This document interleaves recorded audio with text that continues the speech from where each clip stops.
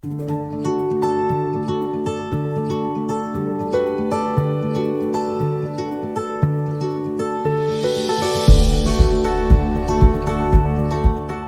Shakitizá, 30:11 al 34:35. Los temas rápido de esta parashá: censo de los israelitas por medio del medio shekel, el kior, la oración del aceite de la unción, la oración del incienso. Si ustedes se dan cuenta, la oración del aceite de la unción era una labor específica que realizaban los sacerdotes, que estaba destinado exclusivamente para el uso de templo.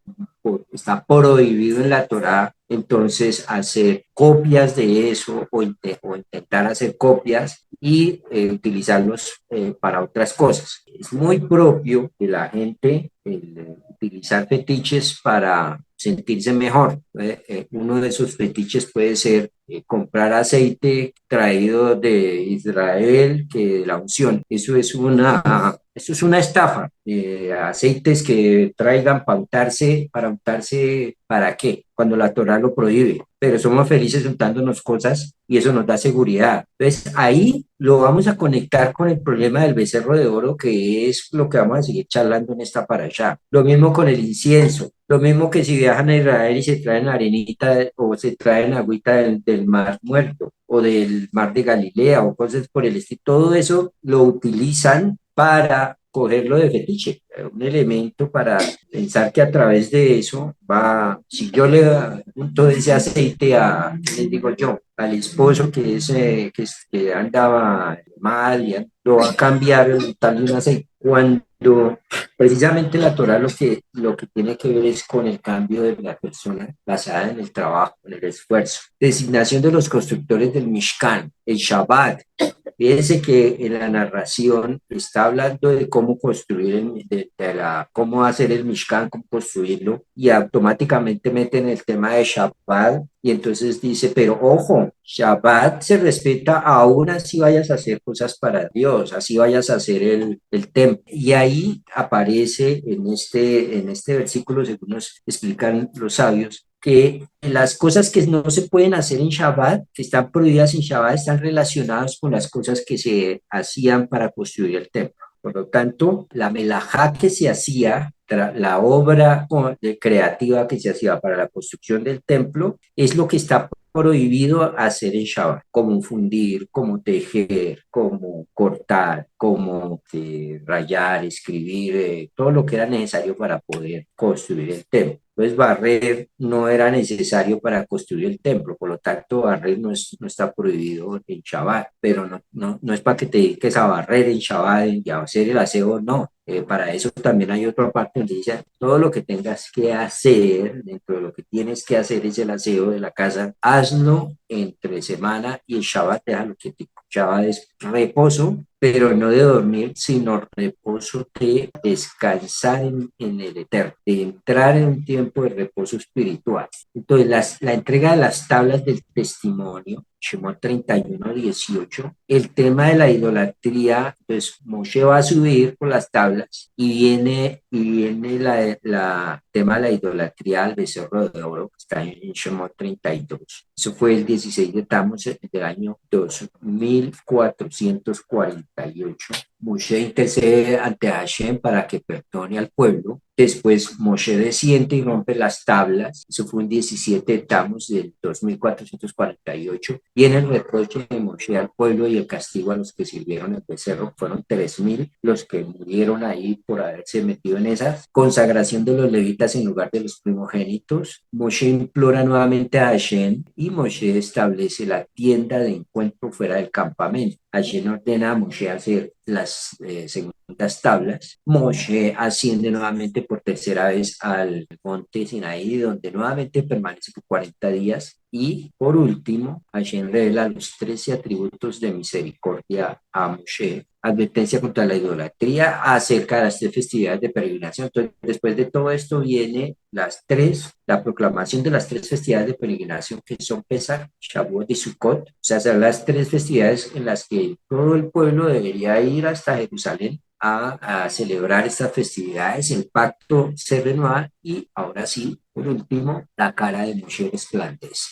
Bien, comienza diciendo, Tabó de Rosh, cuando recibas el censo de la cuenta de cabezas de los hijos de Israel, conforme a sus cuentas, que darán cada persona expiación de su alma para Dios al contarlos a ellos, y no habrá en ellos plaga al ser contados ellos. Esto que está entre paréntesis, esto lo estoy tomando de la Torá de Met, esto que está entre paréntesis no está en la Torá. Como la Torá en hebreo es tan conciso, al traducir al español quedan faltando palabras, y estas que se meten entre paréntesis son conectores que dan claridad a la frase, pero no están dentro de la Torá textualmente hablando. Teilim 3:3, muchos dicen de mi alma, para él no hay salvación en Dios. ¿A qué se refiere? Aquellos que acusan al pueblo de Israel de haber caído en idolatría no tienen perdón de Dios. ¿Cómo fue posible que el pueblo que hacía unos días había recibido la Torah, que había recibido las palabras de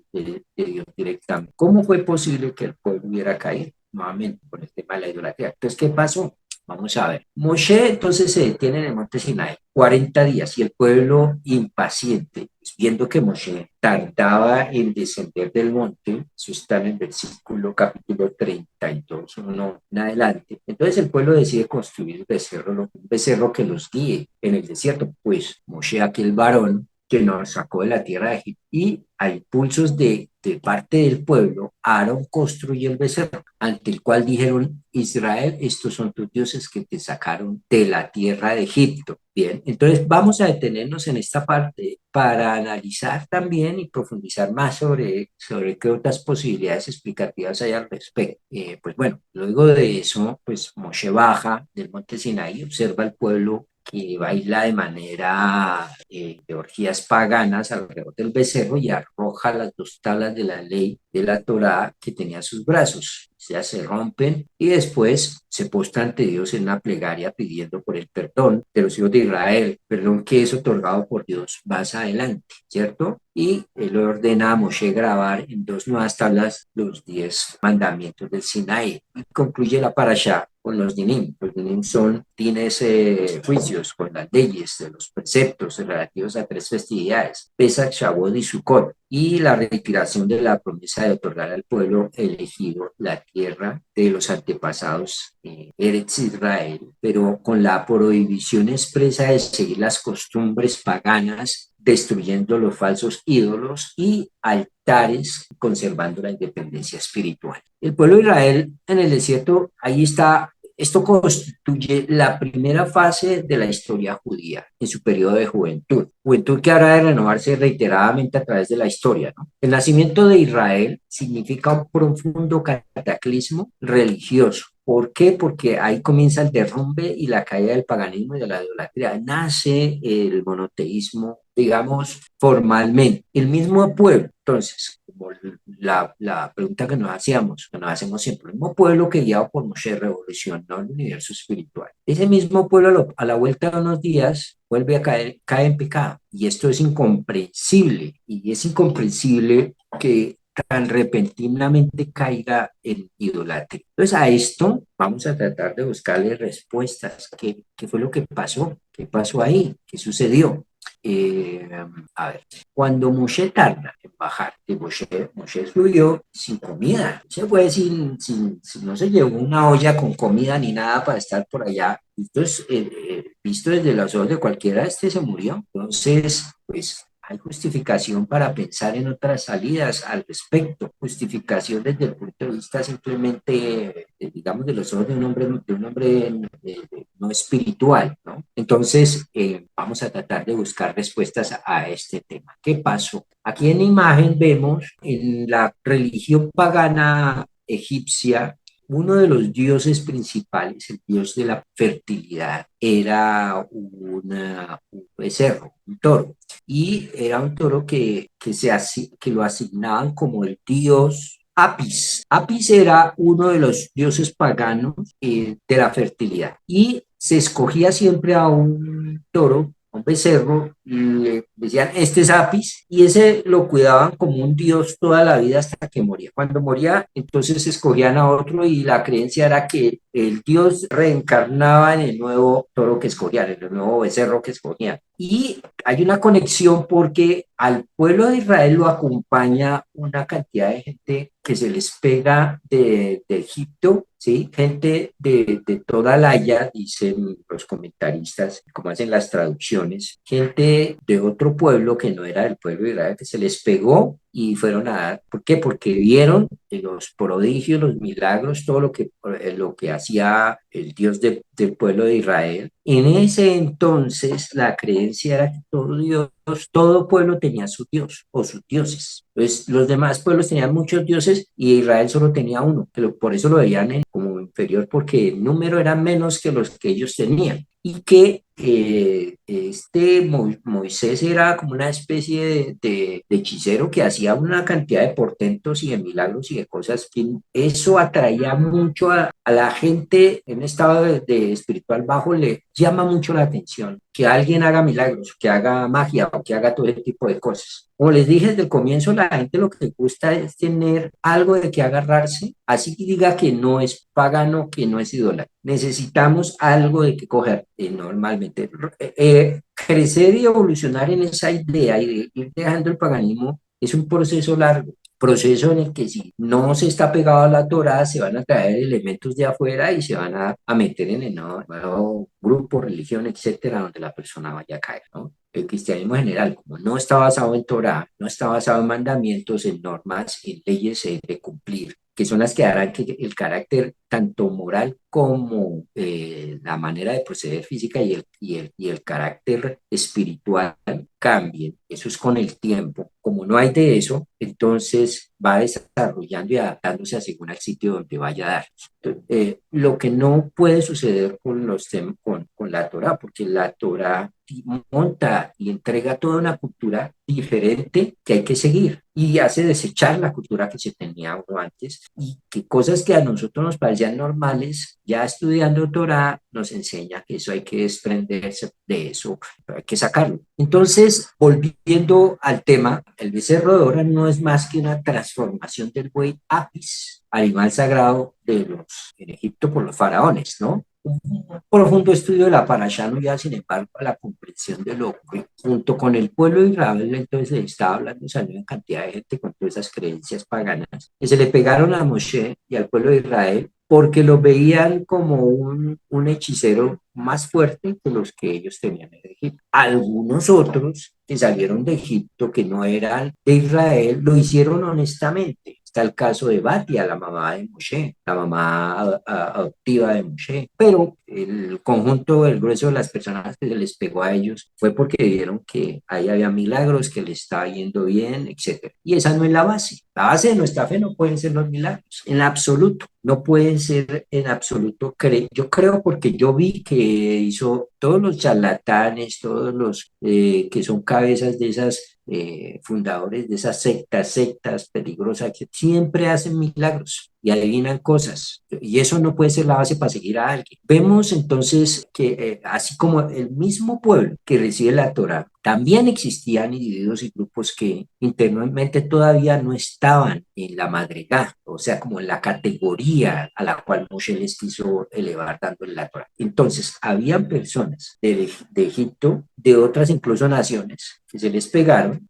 Algunos de ellos lo hicieron realmente haciendo un cambio de vida, pero la mayoría no. Y dentro del pueblo de Israel había un conjunto de gente que estaba conectado con la Torá, que estaba conectado con el cambio espiritual que necesitaban, pero había también mucho judío, o sea, que estaba ahí, que no tenía el nivel que debería tener espiritualmente hablando. Teniendo en cuenta esto, voy a remitirme a una comentarios que hace la profesora Nehama Leibovitz. ¿Quién era la profesora Nehama Leibovitz? Una comentarista de la Torá de las principales comentaristas de la Torá que ha habido en Israel en el siglo XX.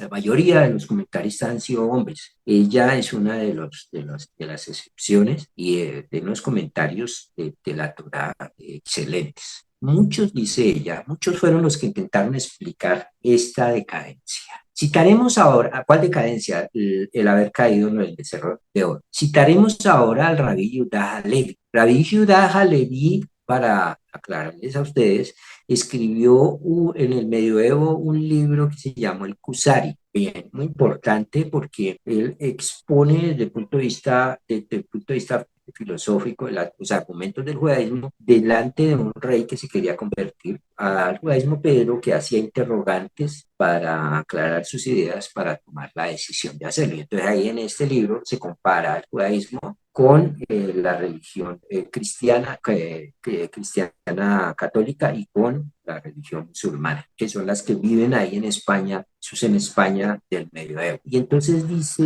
el rabí Alevi, trató de responder la pregunta que pone en boca del rey de los Casares, dirigida al representante de la fe judía, que era el rabino que dice que defiende el judaísmo en este libro. ¿Cómo puede conciliarse la grandeza moral del pueblo judío con el pecado del becerro de oro? He aquí la respuesta. Todas las naciones en aquellos tiempos adoraban imágenes. Adorar imágenes era normal en ese entonces y no era no. Para nosotros que hoy en día sí hay mucha gente que adora imágenes, pero no toda. En términos generales, aquel que estudia Torah le parece repugnante estar adorándole a una imagen. Pues que en esa época todo el mundo lo hacía y era lo normal. Incluso los filósofos que demostraban la existencia y la unidad de Dios, aún así no prescindían de las imágenes a las que dirigían su adoración y decían a la plebe que estas imágenes poseían cierta divinidad, tal como nosotros hacemos hoy en día con respecto a nuestros lugares sagrados, y nos bendecimos con ellos, con su polvo y con sus piedras. ¿A qué se refiere? A las sinagogas, al cótel, conocido como el muro de los lamentos, o sea, el único pedazo que quedó de lo que era el sistema que sostenía ya el templo de Jerusalén.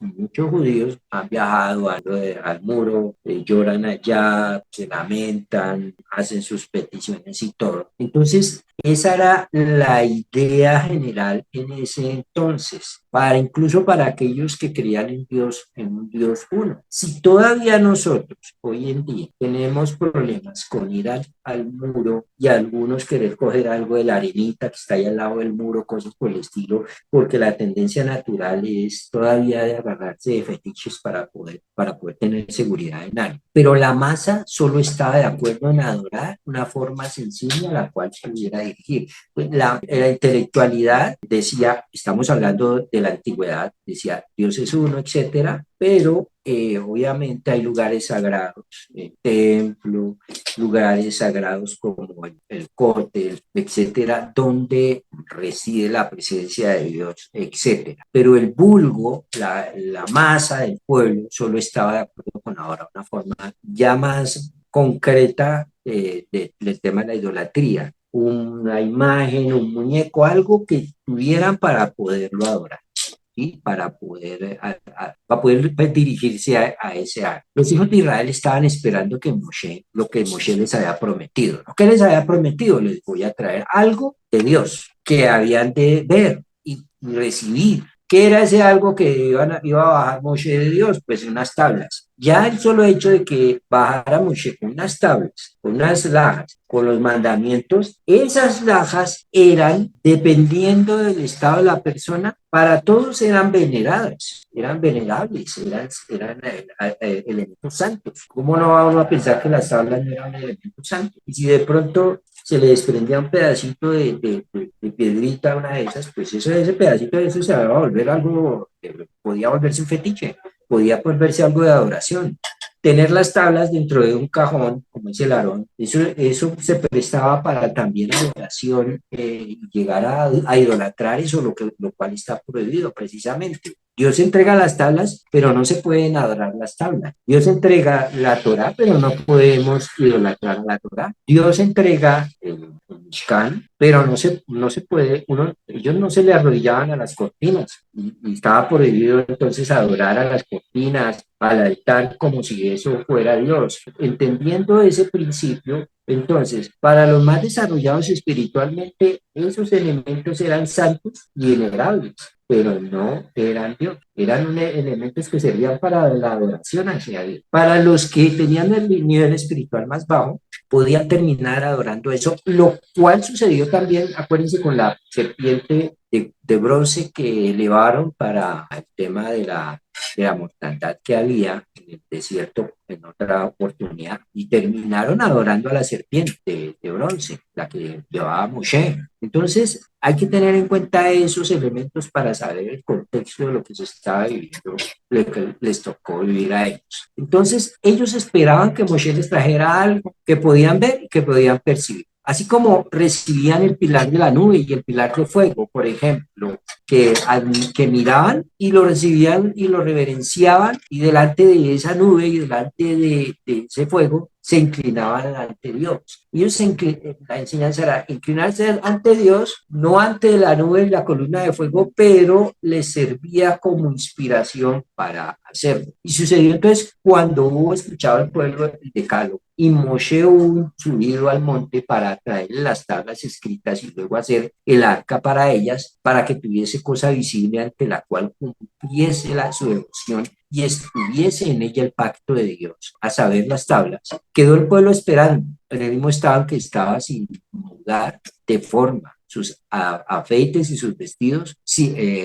con los cuales estuvieron el día del acto del Moshe del monte Sinaí, que descendiese Moshe, el cual tardó 40 días sin llevar ninguna vianda, sin llevar comida, habiéndoles dejado en la creencia que volvería el día predeterminado. Entonces se afirmó el mal pensamiento en parte del pueblo, no en todos, y empezó el pueblo a dividirse en partidos, siendo numerosos los consejos y los pensamientos, hasta que gente de entre ellos se vieron en la necesidad de reclamar un objeto sensible para culto, al cual dirigir su intención, como las demás naciones, pero sin negar por ello a Dios que los sacó de Egipto, que esté emplazado delante de ellos para dirigirse a él cuando relaten las maravillas de Dios, como nosotros hacemos con el cielo. Cuando la gente entonces, por ejemplo, está orando, levanta sus manos mirando hacia el cielo, pero el cielo no puede ser un elemento de adoración, pero nos sirve figurativamente para dirigirnos a Dios. ¿Entienden lo que quiere decir el Rab Yudá Levi? Hay elementos que nos sirven en adoración hacia Dios, pero no el elemento en el que se vea. El orar mirando hacia el cielo nos sirve como un elemento para dirigirnos hacia Dios, entendiendo realmente que no es el cielo Dios y no puedo adorar al cielo. El problema es que la gente que en un nivel espiritual bajo entienda que el cielo es Dios, ¿sí? O que allá en el cielo está Dios. Y Dios no está en este cielo que vemos azul cuando salimos y miramos al aire libre, sino que es un elemento figurativo en la relación que tenemos con Dios. Entonces, en realidad, según el rabino Yudá Levi, nos dice la profesora Nehama, no incurrieron en el pecado de la idolatría construyendo un ídolo para pedirle cosas a ese ídolo, sino solo quisieron concretizar la idea de la divinidad a través de ese elemento. La última comparación es especialmente constructiva. También los hombres que afirman debidamente la unicidad del Creador,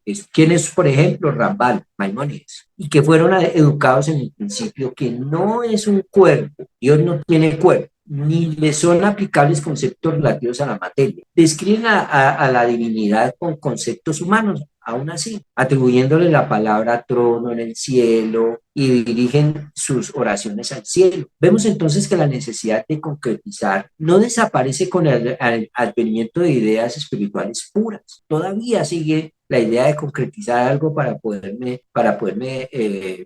digamos que concentrar y llevar mis plegarias. Yudá Leví sigue con la apología de nuestros antepasados, sigue diciendo, su pecado en realidad fue hacer figuras que les estaban prohibidas y atribuir divinidad a la obra de sus manos sin que hubiera recibido mandatos. Es decir, su pecado fue tratar de crear un sistema religioso que no había entregado. Dios sí entregó, por ejemplo, unas imágenes que eran sagradas. ¿Cuáles eran esas imágenes sagradas en el templo? Los querubines, dos imágenes ahí sagradas que tenían un nivel de sacralidad, pero no era para adorar eso, sino como conector entre algo concreto con lo cual entender que Dios estaba presente, pero no a través de eso, sino de la relación del hombre directa con Dios, desarrollar un sistema de creencia religiosa, de cómo hacer los sacrificios, de qué animales llevar a los sacrificios y todo, pero de los que Dios permitía, de los que Dios dijo, así harán. En este caso, ellos trataron de hacer eso, pero el error de ellos, de algunos de ellos, no de todos, fue tratar de crear un sistema religioso apartado de la voluntad de Dios. Y el rabino Yandal Halevi nos sigue explicando. La conducta, aquí hay un problema y en la conducta de Aarón al respecto. Aquí quisiera mostrarles a ustedes en pantalla cómo es que se dividieron allá en el desierto el pueblo. Estaba dividido. Estaban los Ereb Rab, que les expliqué, eran las gente que no era de Israel, que se les había pegado y que fue con ellos al desierto. Estos Ereb Rab tenían un nivel, muchos de ellos, no todos, pero muchos tenían un nivel grueso, tenía un nivel espiritual muy bajo, un nivel pegado a la idolatría baja. ¿Cuál es la idolatría baja? El que se le arrodilla a un muñeco y le pide cosas al muñeco y dice que ese muñeco es Dios. Bien, está la otra parte que es los que se mantuvieron firmes. Bueno, junto a los seres Rab estaban los judíos, los del pueblo de Israel, pero que tenían un nivel también espiritual muy bajo. Acuérdense que Israel, la mayoría de Israel muere allá en Egipto porque estaban totalmente asimilados. Ellos tenían dudas. Muchos de los seres Rab veían a Moshe como un mago y estos israelíes pues tenían sus luchas y no tenían claro el tema de la emuná. Y están los que se mantuvieron firmes, podemos dar como ejemplo los que se mantuvieron firmes a todos a los levitas, que dijeron, no señor, así no es. Pero ¿y entonces por qué no hicieron nada? Nos explican los sabios, entre ellos la profesora Nehama, que la postura de estos era que esta es la oportunidad para distinguir realmente quién es Israel y quién no. Que de una vez salga a la luz quién es el que es capaz de arrodillársele a un muñeco y quién no de los que estamos acá. Y que el Señor venga y exponga. Es una postura que, bien, por eso no fueron castigados, se mantuvieron firmes. Y por eso fue que resultaron ellos de primogénitos. Y a ellos se les entregó el sacerdocio a los de Leví. Pero hubo otro grupo que fue los que no participaron, pero que permitieron. Es decir, aquellos como Aarón, que dijeron, no estamos de acuerdo, el que quiera caer en su idolatría lo haga, pero que facilitaron las cosas para que esta gente construyera su ídolo. Y es precisamente el problema de Aarón, porque Aarón les facilita el trabajo, así digan que él dilató, que todo, pero aún así él, tal vez por cuidar su vida, no lo sé, termina a mandar a los dos a recoger oro y echando eso y salir de ese rodeo. La enseñanza aquí es que en realidad los 3.000 que cayeron en idolatría, es decir, ese muñeco es Dios. Muchos, los Rab, los egipcios, dieron, ese muñeco es Dios y le vamos a pedir a él. Algunos de los judíos, de los israelíes, dijeron, ese muñeco no es Dios, pero nos sirve como un elemento de referencia para tener tranquilidad y que nos acompañe, cosa a la cual estaban acostumbrados en las religiones en las que ellos habían estado durante mucho tiempo. Y los otros que dijeron, definitivamente eso no es Dios y eso no tengo nada que ver con eso, como los que se mantuvieron firmes, y los otros que dijeron, no estamos de acuerdo, eso no es Dios, pero tenemos problemas y más bien, pues si ustedes quieren, nosotros le echamos ahí en el caldero el oro que ustedes traigan y ustedes verán. Ese fue el caso de Aarón y por eso Aarón fue castigado. Aarón fue castigado y no entró a la tierra prometida. No entró a la tierra prometida porque Aarón permitió que siguiera avanzando el tema hasta que construyeron el becerro de oro. Bien, siguiendo con el análisis que hace la profesora Nehama, aquel delito no consistió, dice el rabino Valerí, en el abandono del culto a quien lo sacó de Egipto, sino en la transgresión de algunos de sus preceptos. Pues él, bendito sea, previno no hacer imágenes, más ellos hicieron imágenes. No esperaron a Moshe y terminaron por sí solos,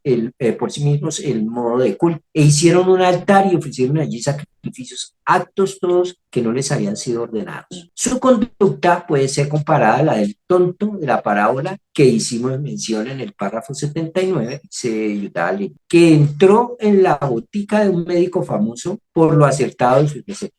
Estando en el médico ausente, comenzó a administrar lo que había en los recipientes a los enfermos que acudían a requerir remedio a sus males, no conociendo su uso ni sabiendo cuándo administrar cada uno. Mató a muchos hombres por los medicamentos que en manos del médico habían sido.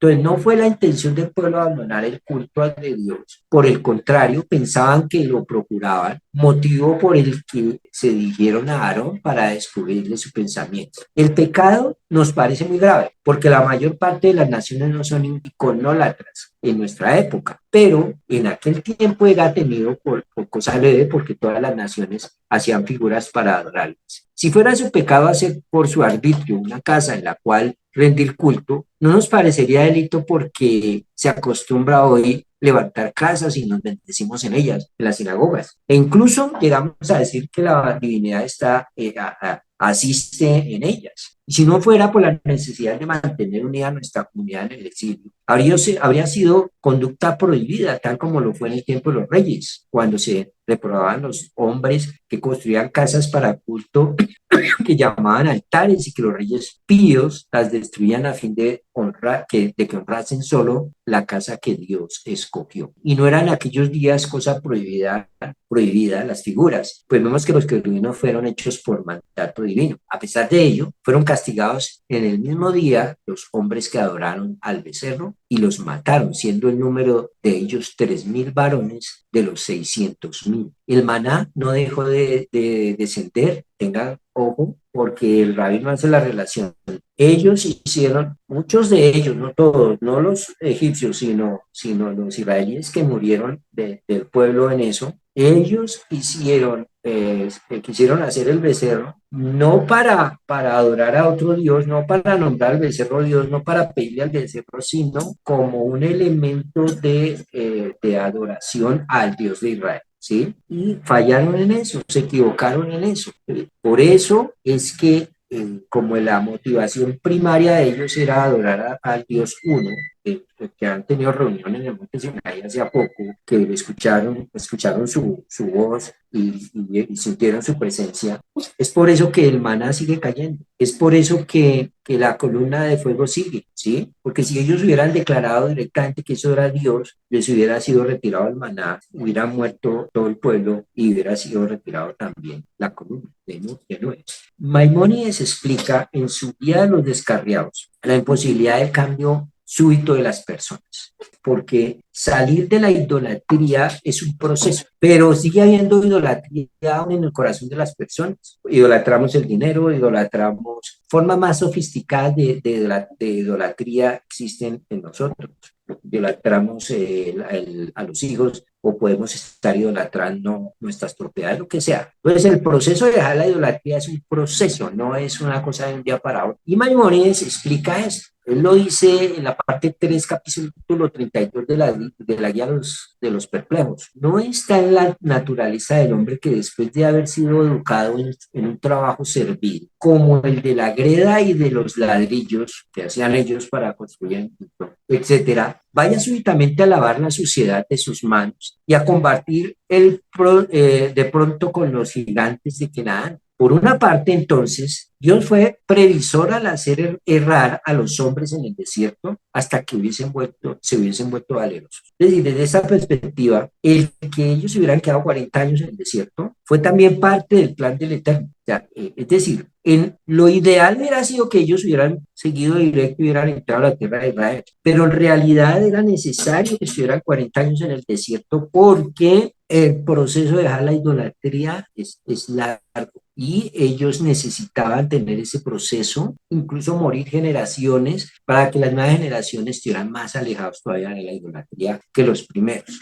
Y por eso Dios, dice Maimónides, los hizo errar en el desierto hasta que se hubiesen vuelto valerosos. Pues se sabe, dice Maimónides, que la vida del desierto y las privaciones del cuerpo producen el coraje y que lo contrario engendra la laxitud. Lo hizo además para que nacieran hombres que no se hubieran habituado a la bajeza y a la servidumbre. Por lo tanto, no nos asombremos que la generación que escuchó la voz de Dios y que recibió el mandato de no tendrás otros dioses delante de mí, al cabo de 40 días fabricó el becerro de oro y danzó a su alrededor. Una sola experiencia religiosa, por más profunda que haya sido, fue incapaz de convertir al pueblo de la idolatría en monoteísta. Solo la vida bajo disciplina permanente de los preceptos de la Torá podrá lograr tal cambio. Es decir, el cambio en el corazón de las personas se da con el tiempo en permanente disciplina en los preceptos que son entregados en la Torá. No cambia a las personas, no lo cambia a llorar, no lo cambia yo declaro que soy una persona nueva, no lo cambia asistir a una iglesia, no lo cambia asistir a una sinagoga, no lo cambia, eso no lo cambia. Esos son elementos rituales nada más. Pero lo que cambia realmente a la persona es el trabajo interno y externo que hagamos nosotros, trabajo que se realiza guardando los mandatos. No existen cambios milagrosos en las personas que no requieran de trabajo. Los cambios requieren de mucha labor, de mucho trabajo, y por eso a Josué se le dice, esfuérzate y sé valiente. Esfuérzate en cambiar, en hacer lo que te manda la Torá por hacer, y sé valiente en mantenerte firme. Pues eso es lo que realmente hará que puedas progresar. Bien, hasta aquí vamos hoy.